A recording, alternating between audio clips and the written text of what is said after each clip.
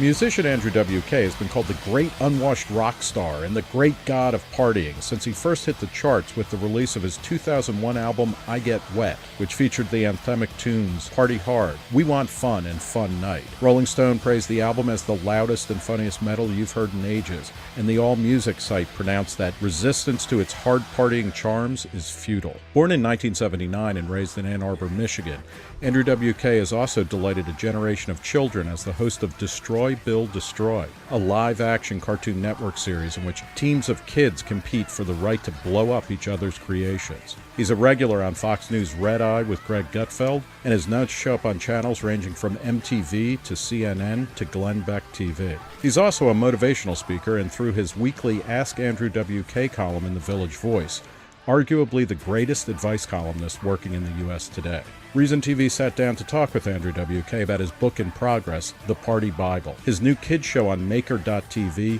Meet Me at the Rec, and his unabashed and unapologetic embrace of fun and libertine abandon. Andrew WK, thanks for talking to us. I'm thrilled to be here. Thank you, Nick.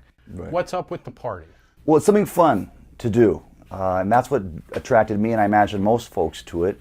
Out of all the things I could imagine spending my time doing, I figured if I was going to devote myself to a mission or dedicate my life to a cause, it should be an enjoyable one.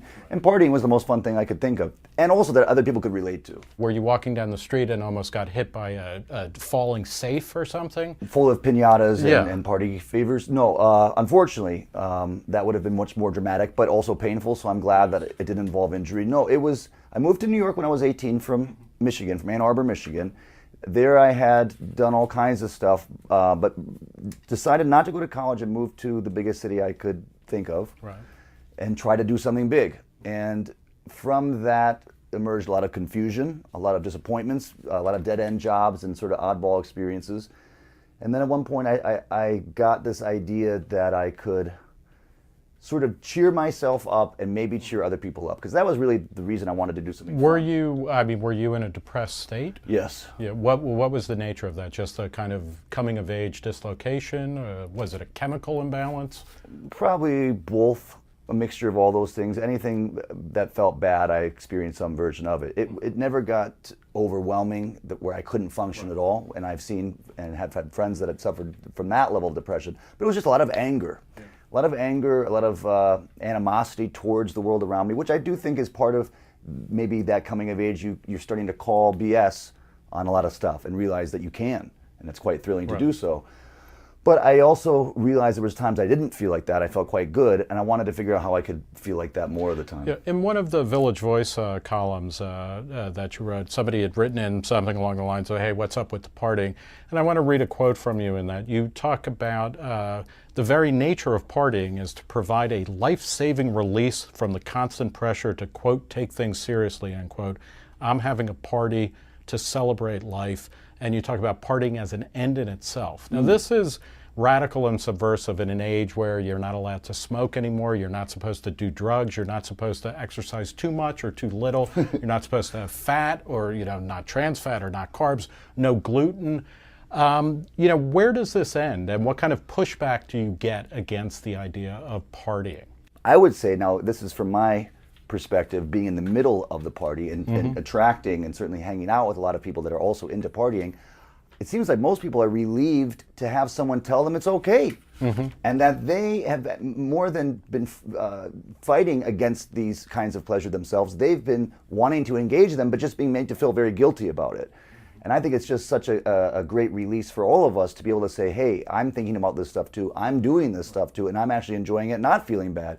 And if I can be a role model in that way, I never thought I would be a role model for anything, but a role model for fun, I can do that. You have hosted a couple of kids shows. I mean, the great Destroy, Build, Destroy, which explain the premise for some of the one or two viewers who haven't seen this. With the sort of the structure that we're on right now, talking about fun, I mean, this was a very subversive show that I didn't necessarily set out to be, but there was a lot of explosions. And in fact, there had never been that level of destruction and young people in such close proximity on TV and before. So this is a competition show. It's a game show, yeah. There's two teams of kids, and they destroy a bunch of stuff, usually blowing it up, then they build something. Exactly. And then the winner of the competition gets to destroy the other person's, other team's thing. And these were really big explosions. And we had tanks and we had bazookas. But I thought, isn't this great that we're using weaponry purely for fun, you know, just for the spectacle, like a fireworks show.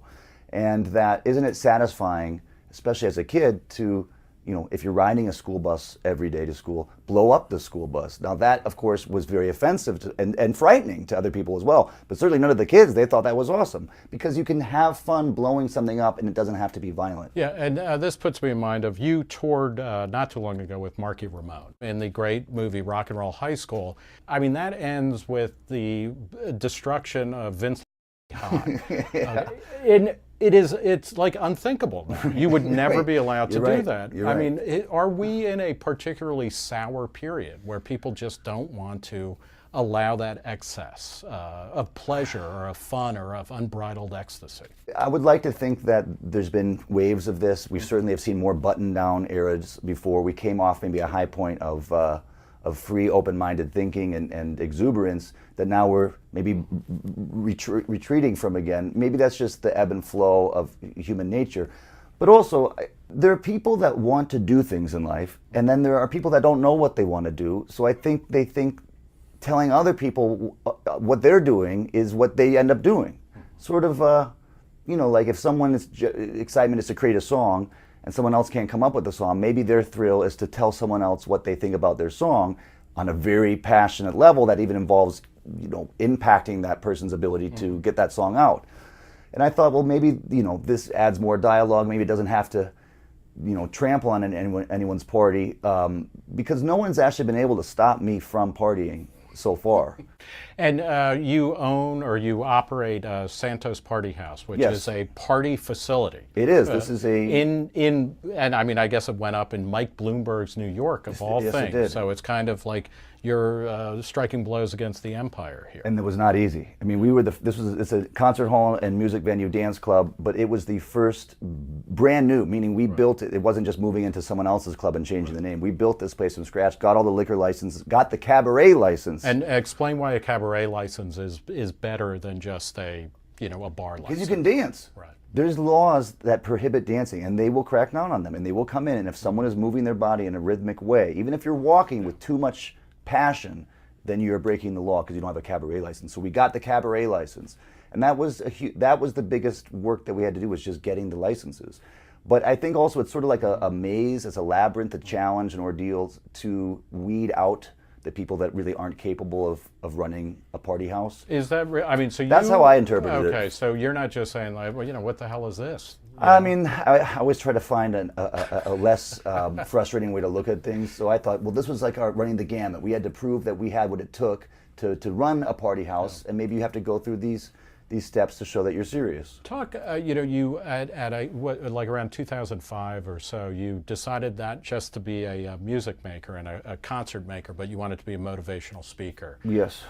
Explain a little bit where that came from, and then also talk about your events. I mean, your kind of lectures. Oftentimes, I don't want to say devolve. I guess they evolve into parties. No, they devolve. Okay. Well, one of the things, I mean, to me, it's almost like you know, it's like a performance art piece from a Fluxus artist in the early '60s. It's a happening. It's not a lecture anymore, and it's not a concert. You know, what's going on with that? Well, it's much like this, being in a room together. That's how I thought of it. Is we're in a room together, and after that, we'll sort of see what happens.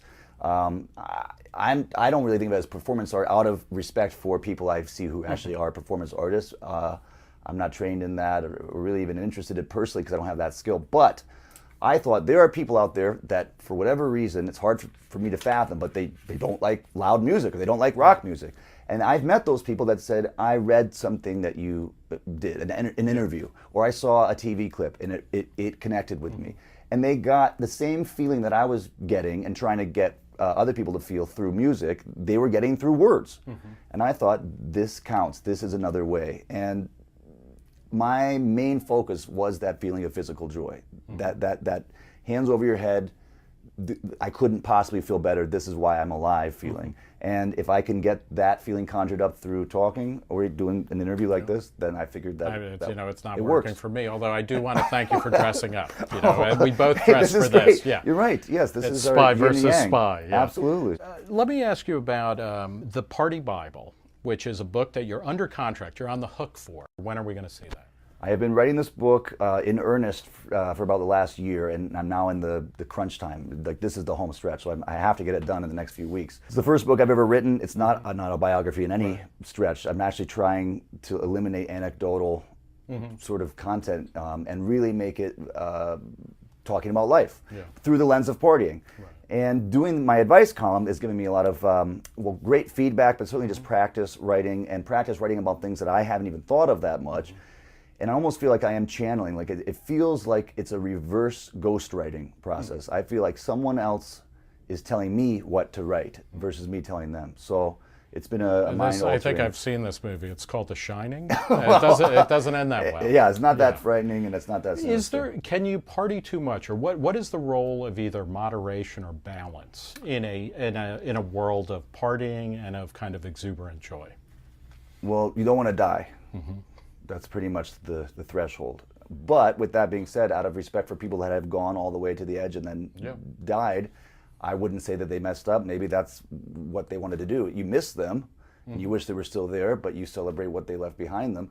I want to be able to party for as long as possible. And so that's the one thing I always thought was, identify your limits, push past them to a degree to create a new limit, like exercise, expand your soul. And that can be a painful process.